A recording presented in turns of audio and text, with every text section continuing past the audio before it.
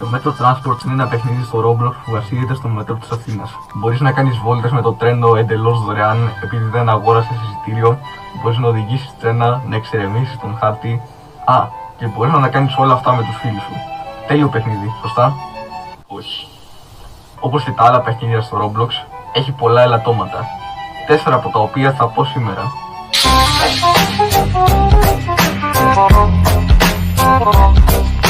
Το πρώτο δεν είναι κάποιο μεγάλο πρόβλημα, αλλά θέλω να το συζητήσουμε, ok?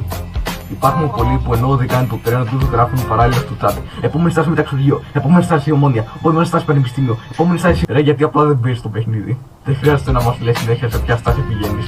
Εκτός κι αν θέλεις να προσποιηθείς ότι μιλάς, ξέρω εγώ, στην τηλεδιοίκηση. Ότι είσαι σε φάση νούμερο 225 ένα χορό από Σύνταγμα. Και κάτι τέτοιο. Τώρα κάποιοι μπορεί να σκέφτεστε, γιατί απλά δεν αγνοείς το chat. Λοιπόν, αν κάποιος θέλει να μου πει ότι ας πούμε περιμένουν άλλα τρένα από πίσω μου και εγώ πάω αργά, δεν θα δω το μήνυμά του και αυτό είναι ένα πρόβλημα για όλους μας, το οποίο θα το συζητήσουμε και μετά. Μερικές φορές οδηγάω χαλαρά, πάω να σταματήσω σε ένα σταθμό, αλλά το τρένο φρενάρει πιο αργά και από replay και χάνω τη στάση άδικα. Είναι εκνευριστικό όταν συμβαίνει.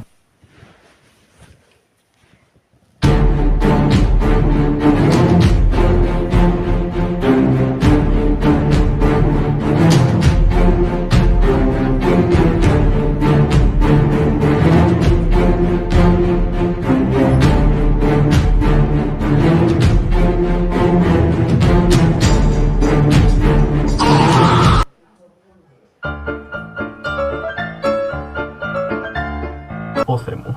Αν παίζεις με το transport για καιρό, ξέρεις ακριβώς για τι πράγμα μιλάω. Η γραμμή 2 και σε λιγότερο βαθμό η γραμμή 3 έχει τεράστιο πρόβλημα με την κίνηση. Σε κάθε σταθμό πρέπει συνήθως να περιμένεις για πολύ περισσότερη ώρα από όσο πρέπει λόγω του κόκκινου φαναριού μπροστά σου, το οποίο άναψε γιατί ο τύπος στην επόμενη στάση έχει lag, έχει φύγει για να κάνει το χοντρό του, ξέρω εγώ, ή απλά τρολάρει. Είναι σε κάτι τέτοιες στιγμές που εύχεσαι να πήγαινε περισσότερος κόσμος στις άλλες γραμμές. Που τυχαίνει να είναι το επόμενό μας πρόβλημα. Αυτό το καταλαβαίνεις με το που μπεις για πρώτη φορά στο παιχνίδι. Παρόλο που ως επιβάτης μπορείς να πας οπουδήποτε, οποτεδήποτε, ως οδηγός αρχίζεις μόνο με τη γραμμή 2 και την πρώτη γενιά. Για να πας αλλού, η γραμμή 3 θέλει 300 πόντους και η γραμμή 1 θέλει 2.000 πόντους το λιγότερο για να ξεκλειδώσεις. Το οποίο είναι σχεδόν αδύνατον για κάποιον που δεν έχει αρκετό ελεύθερο χρόνο.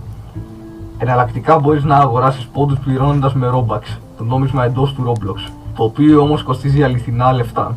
Αυτή είναι κυριολεκτικά η έννοια του pay to win